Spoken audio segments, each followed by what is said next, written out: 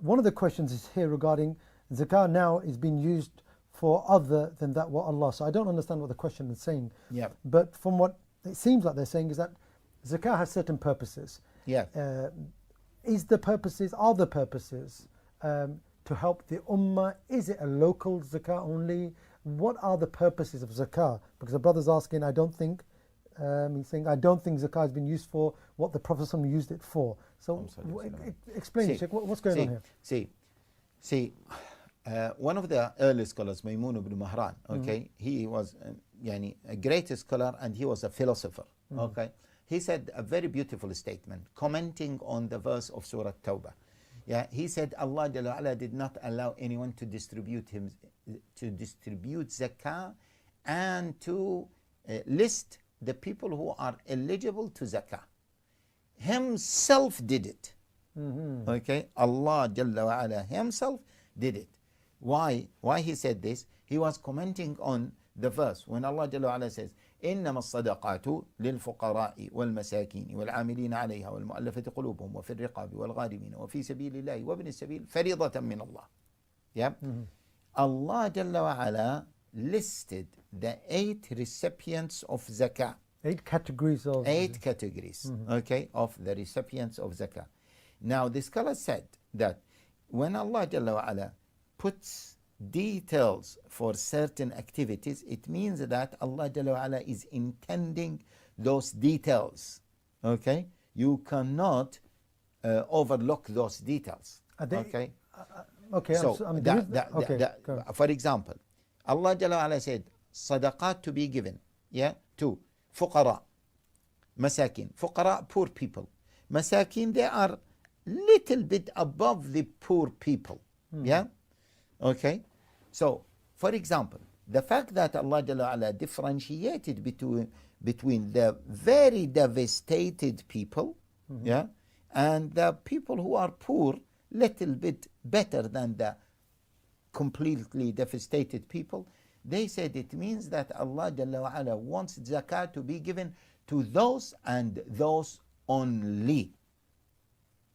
Okay, that's why Allah Jalla wa'ala said zakah to be given to the fuqara, then the degree that is little bit better, al-masakin. Then Allah Jalla wa'ala said وَالْعَامِلِينَ عَلَيْهَا وَالْعَامِلِينَ عَلَيْهَا, those who are appointed by the leader of the Muslims to take zakah and they do not have any means, okay, to collect zakah. Yeah, so no one can use it by himself and say I'm among the people who collect zakah. Yeah, وَالْعَامِلِينَ عَلَيْهَا وَالْمُؤَلَّفَةِ قُلُوبُهُم, and those who are they are either Muslims but their Islam is weak. If we do not give them from zakah, they might leave Islam, or those who are non-Muslims, and if we give them zakah, it is likely that they enter Islam. Yeah. Okay, and then Allah Jalla wa'ala continued to list the categories of those 8 people. Okay, which means that we cannot put one box for all these people, because as you can see that there is a variety of people, yeah, and each one was described, okay, and the level that it was described means that it is different from the second category. So therefore we cannot put them under one box and we can say the zakah is to be given to help the Muslim ummah. Yeah, helping the Muslim ummah can include so many things. Okay, running a TV channel, an Islamic TV channel, TV channel. Okay, does it help them or not? Of course it does. Yeah. Now can we say that okay, this TV channel or any other TV channel is eligible to take zakah? Yeah. Okay. Can we say that okay, maybe helping the ummah by for building certain buildings for maybe homeless people? Yeah, this is helping the ummah. Can we say that we give zakah to build those countries, to those buildings? Okay, helping people.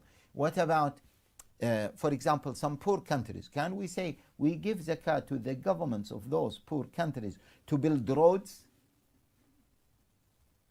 Yeah? And under helping the situation of the ummah, there can be so many things. This Yeah? this expansion that Yes. you're speaking about, Yes. Sheikh, are you saying that basically this expansion, Allah subhanahu wa ta'ala made it very clear what the expansion was, Yes. if there was any, and that if we've had 1450 or 1500 years of understanding what zakah is for Muslim communities, whether they're minorities or not minorities, Allah subhanahu wa ta'ala has made it clear what it is throughout the time. Exactly. So this is the second point. Now, none of the scholars, okay, have accepted this, what you called expansion. None of the scholars. None of the scholars.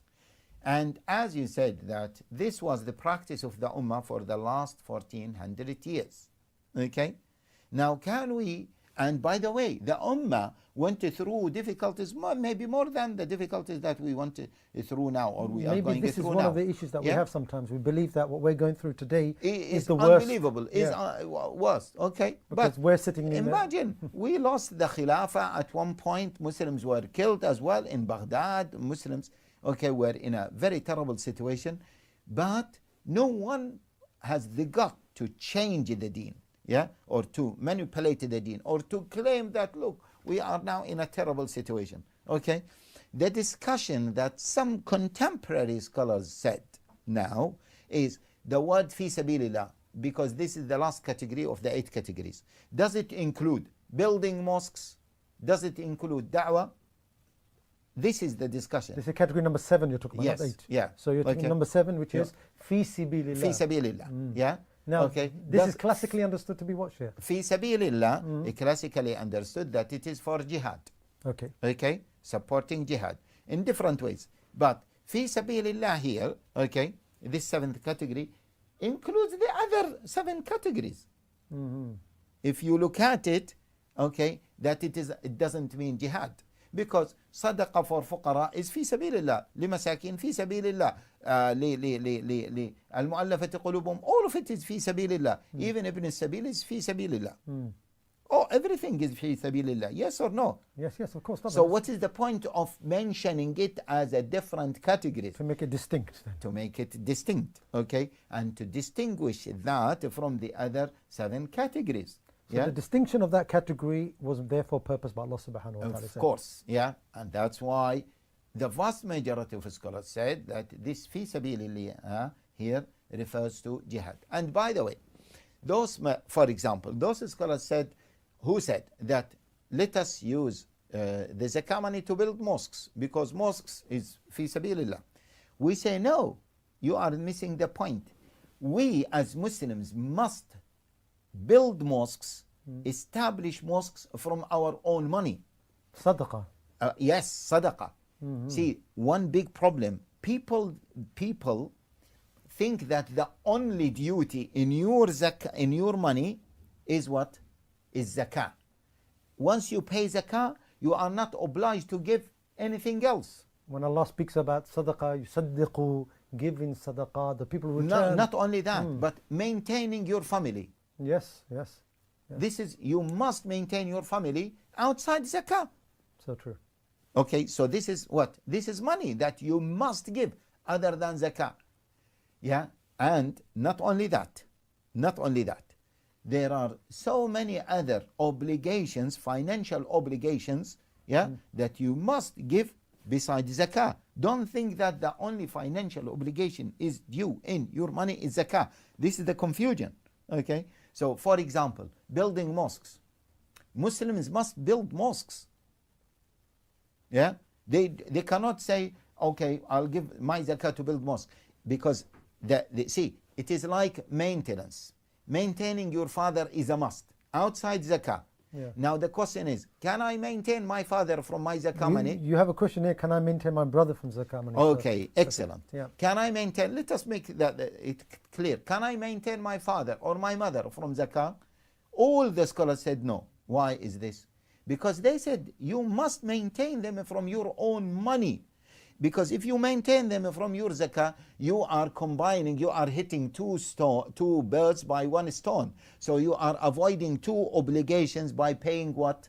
By paying 1 obligation. So you are avoiding zakah and maintenance by giving zakah. So you have what? Okay, you use zakah to avoid another obligation. Similarly, Subhanallah. if zakah is used to benefit you, this zakah can be invalid. Yeah? So if zakah is used to avoid another obligation, yeah, then you are committing something haram. Yeah? So that's why, for example, building mosques. Yeah? Now, if Muslims, imagine, if Muslims living in a city and they said, we don't have enough money to give zakah to build a mosque, and therefore they did not build a mosque, and therefore they did not pray jama'ah. We say to them, you are sinful because you do not have a mosque. So what shall we do? You need to save money. Even if you do not have, you need to save money in order to build mosques. Okay, if they say we will wait for our zakah money, we say no. Zakah is an obligation and building a mosque is another obligation.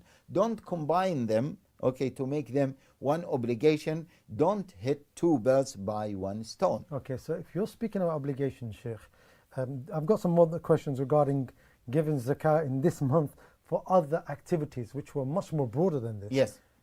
Are you saying that we need to stop hiding behind the usage of zakah which Allah has put forward in a certain way and start really working on really sacrificing in terms of sadaqah? Yes. Some of the sadaqah is obligatory, Yeah. some of the sadaqah is voluntarily. My dear brothers and sisters, I always say this, don't think that my obligations are limited to zakah. Yeah? If I give zakah, khalas, I am free. What about sadaqah? Why don't people give sadaqah? Why don't people give sadaqah to build houses for widows, to build orphanage houses, to support countries, to build roads, to improve the welfare of the ummah? Zakah is just to cover the basic needs of the individuals. Okay? Or what supports that. This is zakah. Okay. That's why, see, from another perspective, okay, take the following example. They said, okay, you have two people. One person is literally dying if you do not buy him or her food from your zakah. Literally dying. And there is another person who is surviving, yes, but he is weak. Who is surviving. So we have two people. One is dying and another person is surviving but he is weak. Which one you give zakah to? The one who's just going to die, the one who's right there, right Why? in front of you. Why? Because they may pass away. They're most in need, basically. Exactly. Are we allowed to give the weak person, yeah, and to let the other person die? Impossible. No one would say this. Why? Because we are allowed a person to die while we could have saved him. We allowed a Muslim to die while we could have saved him. Okay, imagine another scenario. We have a situation like the Sahara Desert. Yeah. People, young people are losing their eyesight. The tablet, okay, the tablet is, they said it's just 10p. Okay, yeah, it might save their eyesight. And on the other side, we have there people have some clothes, but not suitable clothes. They're not clothed well or suitable. They're very poor, just about covering their awrah. Or even forget about covering their awrah. They don't have clothes to cover their awrah. But those children will lose their eyesight. Yeah? They need to buy just £1 to buy the basic, not food, but medicine to save their eyesight. And the other people, they need money to clothe themselves. Which one is deserving the zakah, or is more deserving the zakah? the child. The child who is losing his eyesight. This is not an emotional discussion. This is a rational discussion based on Quran and Sunnah. Because, Allah Jalla wa'ala, First of all, Allah Jalla wa Ala listed that those who are eligible to zakah based on what? The level of their need. That's why Allah Jalla wa Ala started with what? Al-Fuqara, followed by the Masakin, because Al-Fuqara is in more need than the Masakin. Okay, Sheikh, I think we've done a lot of questions on zakah. Yeah. We've got some more later on, but Yes. we'll try to move on. Okay. Yeah. Jazakallah khair.